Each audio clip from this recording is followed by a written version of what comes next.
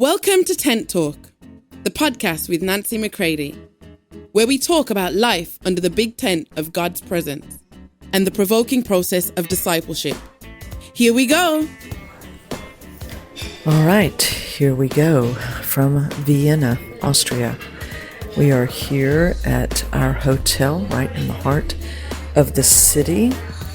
And though we are in one of the most beautiful cities in the world, we do not have a lot of time here, and sometimes this can be the tension that you hold when you travel for work, and not all for tourism, is that tourism can never take priority. So when we flew in yesterday in real time, that would have been June 2nd, we flew in first to Munich and then just barely caught our flight, which was awesome. I'm so relieved about that because we were late departing Houston, but it did not cause us to miss our next flight. And so then the very short flight from Munich to Vienna, which is only about an hour, and then in Vienna, securing our rental car, which that was quite interesting. And then driving in Austria for the first time and simply making certain that you're clinging. Talk about abiding in the natural, abiding with your GPS. That means that you're clinging to every word it's saying to you. And anyway, the GPS did navigate us all the way through from Vienna airport to our hotel right in the center of the city. Got into the city, and there was so much construction that they were doing right in the heart of the city that we felt like we were just churning butter. We were just, and all the streets are so small, and your parking is, going to be in a parking garage for sure, not on the street. So all those small things, right? When you're in the unknown and you want to make sure that you're not racking up tickets because all the cameras are keeping track of you. And but I am so glad to say that I put a demand upon the grace of God in me, literally, and drove us through. And with the great help of the hotel staff, we were finally able to get ourselves parked in the right parking garage, unload luggage. We were able to take a very strong walk to dinner, and then had a great dinner, came back and completely crashed out. And it wasn't even time for bed. It's just crashed out in the hotel room, and then woke up, and then it was time to go to bed. And so you're getting your rhythms down when you get into a new place. And I don't suffer, thank you, Father, I do not suffer from jet lag. It's just the normal tiredness, but it's not the disorientation or the nausea and all that can sometimes come with jet lag. So we were able to come through our night in Vienna and have a great morning, and able to sit in hotel restaurants, as I often do, in a quiet corner and think upon the things that the Father is saying to me. And then sometimes I pass those things on to you. Sometimes I'm passing on things that are separate from what I myself am meditating on for my life. And that has taken a bit of maturing on my part to realize that there is a difference, that there are things that you share with others, and then you keep tucked away, if you will, that which He is sharing with you. And in our last episode, I was reading from this little tiny booklet called The Tyranny of the Urgent. And I brought it with me on the trip because I felt like the Father was definitely saying to me to be guarded and careful, that in these days of much happening, outwardly. There must be a deepening calm and connection with Him inwardly. So never think that that's going to happen by accident or just, happen. There are things that become very intentional.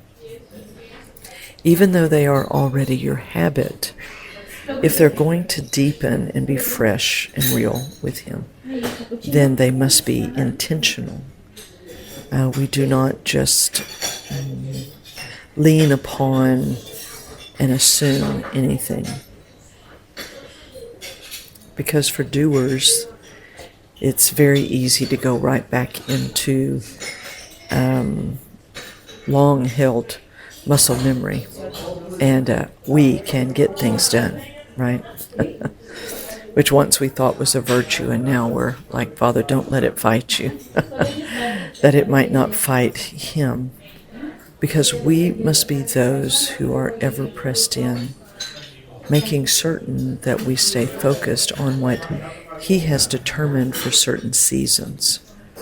So in reading this Tyranny of the Urgent, again this morning, as I had cappuccinos here at my table, I went right back to where I left off with you and meditated on that myself, made myself some notes, and I know that this will be coming up. It's like water springing up inside to feed you during the day because you have stirred that which He's speaking to you. I also brought along with me my Life Together book by Bonhoeffer and have been reading out of the Solitude chapter to understand the deep solitude and silence within, even though you are doing many things outwardly. It cannot be frantic and hurried within.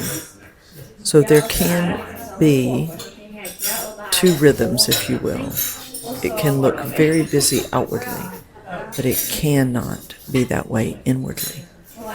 So that we do many things, many conversations, many plans, many preparations, much movement, learning new things, driving through Austria. Inwardly, there must be that calm. And one of the things that's become so important to me over the years is, do the people really right next to me experience that?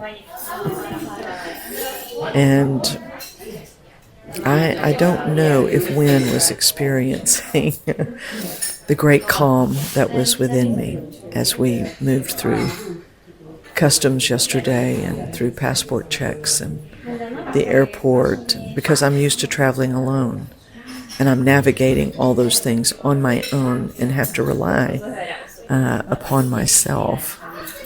And so I did find myself probably hurrying Him a bit as we went through things yesterday. Or let me back up and say I attempted to hurry Him, or I'd say, okay, we need to get this in, and when let me know right away. You need to not hurry me like that, right? Because He's learning things, I'm learning things. So I share that only to say that my desire over the last many years is I don't want to impress crowds of people or teach people, but be in continued living and practice within my private world. Is would anyone that lives right next to me, would they consider that to have been the calm that God was working in me? Because I don't know if you know this or not, but it can be much easier with people that you are not close with or with all the time than it is with people that you're with all the time. So I don't want to just teach it, and I'm sure you don't either. So the deep practice requires, because remember, Hebrews 5:13 and 14 in the Amplified Classic says, we are now training our senses and our mental faculties by practice. Trained by practice. So there's a breaking that comes. It's ever so quiet, ever so subtle. The breaking of each new day is not, I'm going to try to be more patient with people I'm with. But Father, develop the patience of Christ within my nature, because I share in his nature, and to truly allow that to be the focus. Not what I'm doing with everyone else, but is it really happening deep within? And is it being lived out privately in the obscurity of the day? So that ever remains my focus before him. Not so that I can handle many tasks, carry much ministry, but in the simple places. And it's amazing the care that the Father takes in the intricate detail of his character and integrity being formed deep within us. It's daily, and it cannot be put on. It cannot be pretense. It cannot be just in front of others. It just can't. It's when it's just you, maybe, and that one other person. It's you when no one is looking, right? The development of Christ in us. So in this Here We Go, where we want you to know what we're moving through and where we're at, because we owe you a debt of love. And many of you have sown into Nancy McCready Ministries and what NMM is doing in many nations. And we want you to know what is happening. So we're moving from Vienna today and driving a couple of hours into the Linz, L-I-N-Z, Linz, Austria area. And we will check into our hotel, a new hotel this afternoon in real time. And then we will meet with the Cross Encounter team tonight for dinner. And we will see some of our friends here in Austria who we will be working alongside, and they with us and us with them over the next 3 days, Thursday, Friday, Saturday, for Cross Encounter. And it has been quite a while since we've done a Cross Encounter in Austria, and it's the first one that we've done with this particular group of folks. So we look forward to that. So that will be Thursday through Saturday. I will also do just a very few bits of Oxford Online. And then on Sunday we'll have a leadership meeting. And then Wynn and I will set out on Sunday afternoon, and we will drive.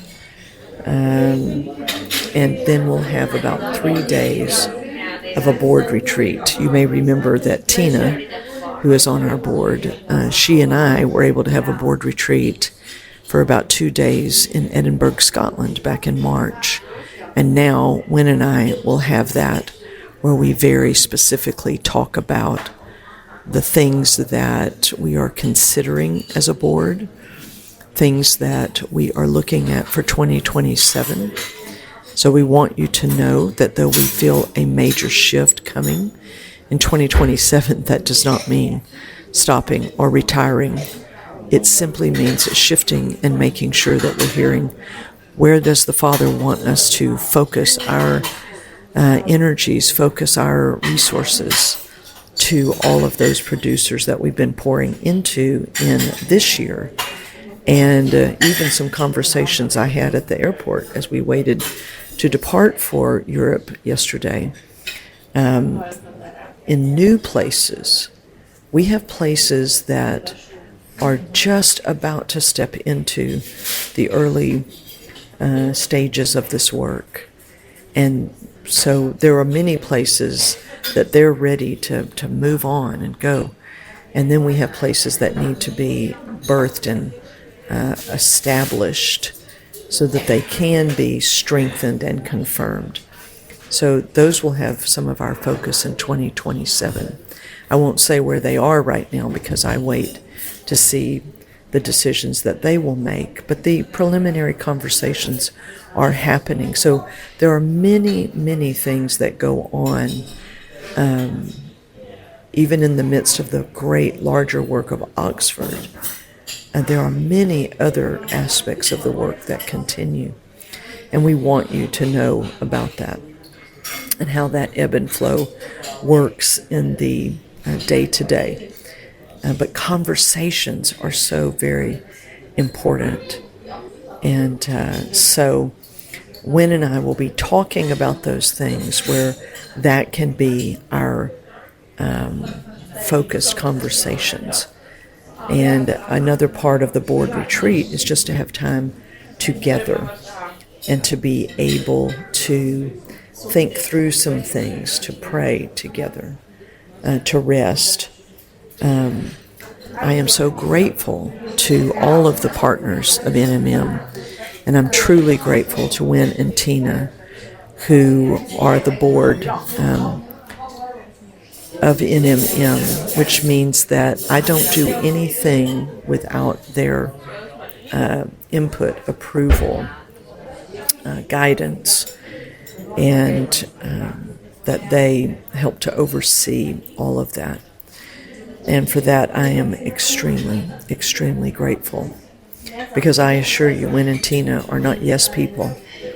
They don't just say yes to anything that I want. We really talk it through and give thought to it. And their counsel, their direction, their wisdom, their forthrightness, their honesty is so very needed and so very necessary and valued. So I thank them for that. So after Wynn and I finish those few days, then we head into Graz, Austria, where we will have Cross Encounter and leadership meetings. And then we will prepare to head home. So stay with us in this journey throughout Austria over the next several days, and we'll keep you apprised of what is happening. But to close out, I simply want to read the next little section from this little booklet called Tyranny of the Urgent. It says, "Can you escape? Is there any escape from this pattern of living? The answer lies in the life of our Lord. On the night before he died, Jesus made an astonishing claim. In the great prayer of John 17, he said, and I quote from verse 4, 'I have finished the work which thou gavest me to do.'" Can I say that again? In the great prayer of John 17, he said, "I have finished the work which thou gavest me to do." How could Jesus use the word finished? His 3-year ministry seemed all too short. A prostitute at Simon's banquet had found forgiveness and a new life, but many others still walked the street without forgiveness and a new life. For every 10 withered muscles that had flexed into health, 100 remained impotent. Yet on that last night, with many useful tasks undone and urgent human needs unmet, the Lord had peace. He knew he had finished God's work. The gospel records show that Jesus worked hard. After describing a busy day, Mark writes, "That evening at sundown they brought to him all were sick or possessed with demons, and the whole city was gathered about the door. And he healed many who were sick with various diseases and cast out many demons." So that was in chapter 1, verses 32 and 34. On another occasion, the demand of the ill and maimed caused him to miss supper and to work so late that his disciples thought he was beside himself. Mark 3:21. One day, after a strenuous teaching session, Jesus and his disciples went out in a boat. Even a storm didn't awaken him. What a picture of exhaustion. Mark 4:37 and 38. Yet his life was never feverish. He had time for people. He could spend hours talking to one person, such as the Samaritan woman at the well. His life showed a wonderful balance and a sense of timing. When his brothers wanted him to go to Judea, he replied, "My time has not yet come." John 7, verse 6. Jesus did not ruin his gifts by haste. In The Discipline and Culture of the Spiritual Life, A.E. Whiteham observes, quote, "Here in this man is adequate purpose, inward rest that gives an air of leisure to his crowded life. Above all, there is in this man a secret and a power of dealing with the waste products of life, the waste of pain, disappointment, enmity, death. Turning to divine uses the abuses of man, transforming arid places of pain to fruitfulness, triumphing at last in death, and making a short life of 30 years or so abruptly cut off to be a finished life. We cannot admire the poise and beauty of this human life and then ignore the things that made it." Close quote. What was the secret of Jesus' work? We find a clue following Mark's account of Jesus' busy day. Mark observes that, quote, "In the morning, a great while before day, he rose and went out to a lonely place, and there he prayed." Mark 1:35. Here is the secret of Jesus' life and work for God. He prayerfully waited for his Father's instructions and for the strength to follow them. Jesus had no divinely drawn blueprint. He discerned the Father's will day by day in a life of prayer. By this means he warded off the urgent and accomplished the important. So we cannot make these other folks, we can't make their writings our formula, but we can let them provoke us in thinking with the Father, that he might show us through much conversation, prayer, meditation, and time with him. He can show us how we will not live in the tyranny of the urgent and will stay with the important. And of course, I submit to you, the important is whatever the Father's doing, whether it's a day of rest or much busyness, whether you're asleep in the boat or in 40 days of the wilderness. It is whatever the Father has called for. And yet, we are not the ones who will frantically carry that about. There is a place when you begin to feel, let's say, more ratcheted up inside, and you think, oh my gosh, this is so much, I'll never take it in. Stop and just say, Father, lead me in your way. Do not discount it. Do not throw it aside because it feels overwhelming to you. Simply say, Father, let me stay with you in this day, and you bring me into the many days that are coming as I'm obedient today, simply responsive to you. And then, my friends, what you'll find is that it's the everyday that brings you into the big. Whatever the big is going to be, you get there through each day. You don't get there dreaming about the big things in the end. You get there by the small things, the small and seemingly hidden responsiveness to him. And you allow him to exhaust you. There's I can't remember which day it is in Oswald Chambers, but he definitely talks about this. That, of course, you're exhausted. You're allowing him to exhaust you. And by that meaning to all the resources, everything that he's put within us. It's being poured out in the daily living. And if we're abiding, then he's filling again and again and again. So I pray that this simple Here We Go episode today from Vienna, Austria has encouraged you. It's updated you on where we're at and our own way of life. But we're encouraging you to hear from him for yourself as you too are allowing him to mature you deep within. Because remember, this is a time for the deep preparation for what's coming. Whatever pressure you're in today, it's nothing compared to what's coming. Let him show you, let him fill you, let him guard you in the pressures of today so that you're allowing his life to be developed in you. Not you trying, but you saying, Father, develop your life within me, that I might stay with you. Not to ditch out, not to shut down, but to remain as you teach me each and every day.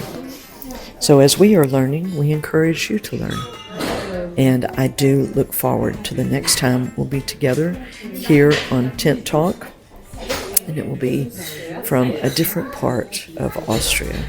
So wherever you are today, lean into him. Let him love you. And I assure you, if you let him love you, he's going to mature his life in you. And the two of you will be able to move as one. So remember, we're not just here to do the works of Jesus, but are we living like him in oneness with the Father? Let's learn that, and everything else will flow. All right. We will talk soon. For more information on Nancy, please visit nancymccready.com or follow her on social media at NB McCready.